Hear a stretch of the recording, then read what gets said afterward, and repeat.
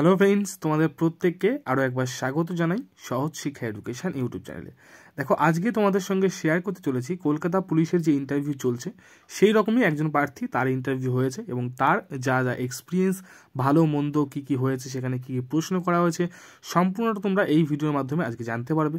প্রত্যেকদিন এরকম এক্সপিরিয়েন্স দেখার জন্য প্রত্যেককে বলবো অবশ্যই চ্যানেলটাকে সাবস্ক্রাইব করে রাখবে, তাহলেই তোমরা প্রত্যেকদিন কিন্তু এইগুলো দেখতে পারবে। আমাকে জিজ্ঞেস করলো তোমার নাম কি, আমি বললাম বিশ্বজিৎ ঘোষ। মানে যেরকম ফার্স্টে ঢুকতে হয়, স্যারকে প্রণাম নমস্কার বললাম, ম্যাম নমস্কার, স্যার নমস্কার বলে ম্যাডাম মাঝখানে ছিল। তারপর আমাকে বসতে বললো, আমি বসলাম। বসার পর বললো তোমার নাম বিশ্বজিৎ ঘোষ, আমি বললাম হ্যাঁ স্যার। তারপর বললো যে কোথা থেকে এসছো, আমি বললাম হুগলি জেলার বলাগড় থানার অন্তর্ভুক্ত চরকৃষ্ণবাটি থেকে। তারপর বললো যে গুপ্তিপাড়া তাহলে কিসের জন্য বিখ্যাত, আমি বললাম বৃন্দাবন চন্দ্র মন্দির, আর বললাম রাজা রামমোহন রায়ের সঙ্গীত শিল্প কাজী মির্জা, আর ওদিকে বলা হলো নবাব সিরাজদৌল্লা সেনাপতি। যে জায়গা জিজ্ঞেস করলো ওটা কি তোমার পাড়া? আমার হচ্ছে, আমি যেখান থেকে গেছি সেটা হচ্ছে পাড়া, আর যেটা ধরেছে সেটা হচ্ছে গুপ্তিপাড়াই বলা হয়। আচ্ছা আচ্ছা, ওটা কোন ডিস্ট্রিক্ট বলে জানো? ওটা হুগলি ডিস্ট্রিক্ট। হুগলি হুগলি ডিস্ট্রিক্টের একদম এন্ড প্রান্তে বর্ধমান শুরু। আচ্ছা আচ্ছা, তারপরে তারপরে তারপর ধরলো, তারপর আমাকে বললো বাবা কি করে, আমি বললাম বাবা লেট।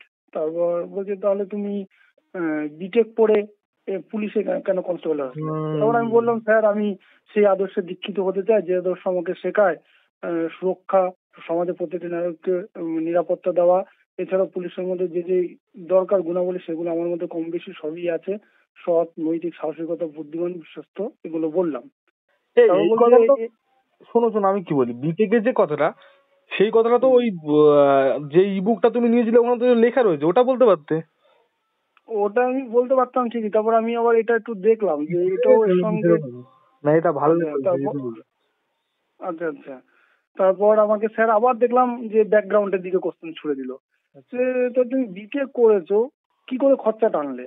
আমি বললাম স্যার আমি সমাজ সেবার সঙ্গে খুবই কাজে জড়িত, আর টিমের সঙ্গে কাজ করতে ভালো লাগে, আর আমি টিউশনি করি। ওই টিউশনি করতাম, ওই টিউশনি টাকা দিয়ে আমি নিজের পড়াশোনার খরচা চালাই আর স্কলারশিপ দিয়ে পড়াশোনা করি। তারপর বলছে তাহলে এইচএস কবে দিয়েছো? আমি বললাম 2015 সালে দিয়েছি। তারপর আমাকে বললো গ্র্যাজুয়েশন কবে কমপ্লিট? 2021-এ কমপ্লিট বললাম। তারপর একটু মানে 2015 থেকে গ্র্যাজুয়েশনের যে আমি বিটেকে চান্স পেলাম সেই একটু হিস্ট্রিটা জানতে চাইলো, কিভাবে তুমি মাস্টারের কাছে না পড়ে।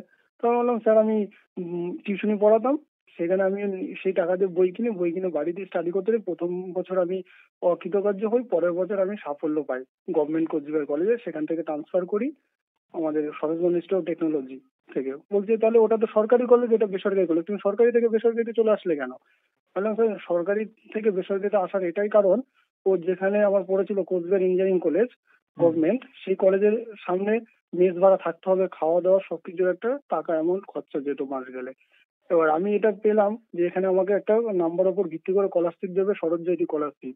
আর আশেপাশে আমার যে মাস্টার গুলো আছে সাবজেক্টের ইঞ্জিনিয়ারিং এর, তারা আমাকে হেল্প করবে, তার জন্য বাড়ির সামনে থাকা, খাওয়া দাওয়া, ঘর ভাড়া কথাগুলো বলেছো না, খুব ভালো হয়েছে। কেন জানো তো, মানে তোমার যে একটা বলতে পারো ডিসিশন মেকিং যে অ্যাবিলিটি আছে, এই জিনিসটা ওরা বুঝতে পেরেছে, বুঝতে পারলে?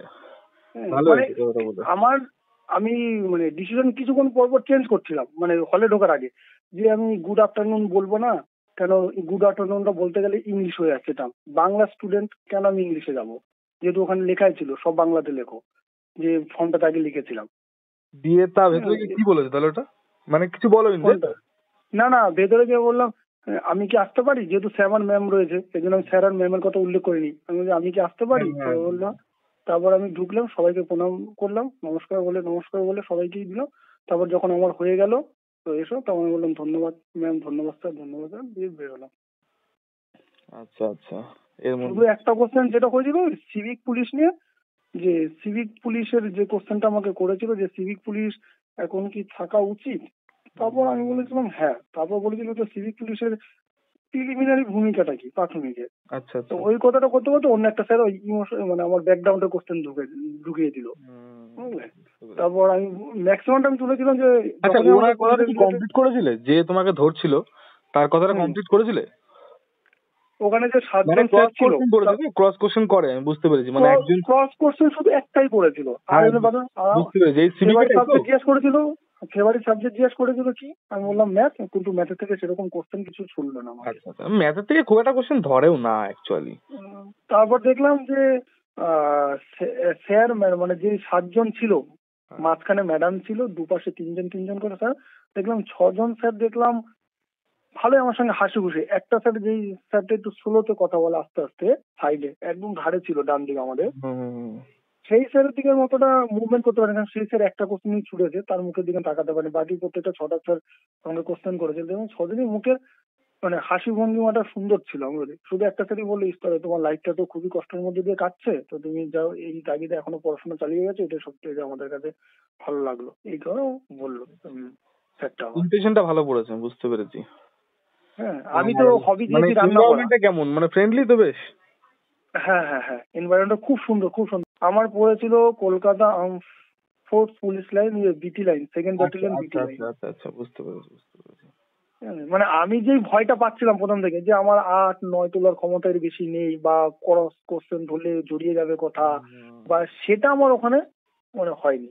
হ্যাঁ অ্যাকচুয়ালি ঠিক আছে, ওরা ভিতরে শুধু একটা জিনিসে আমার সমস্যা হচ্ছিল, আমার বলে না, প্রত্যেকটা স্টুডেন্ট, মানে প্রথমে আমরা যেই ঘরে আমাদের ড্রেসিং করার জন্য রাখলো, ড্রেস টেস চেঞ্জ করার জন্য, ওয়াশরুমে যাওয়া টাওয়ার জন্য, ভালো গরম, মানে এনভায়রনমেন্টটা খুব সুন্দর ছিল।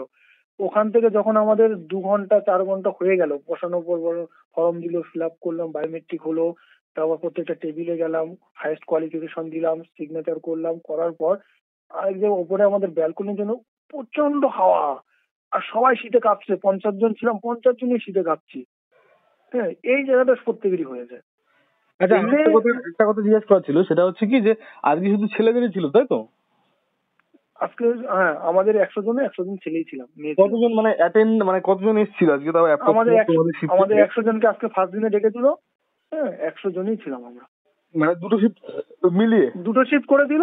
ফার্স্ট শিফটে আমার বন্ধু ছিল, বন্ধুর 48 ছিল লাস্ট নাম্বার, ওর 40 পরও আরো 2 জন বেরোলো।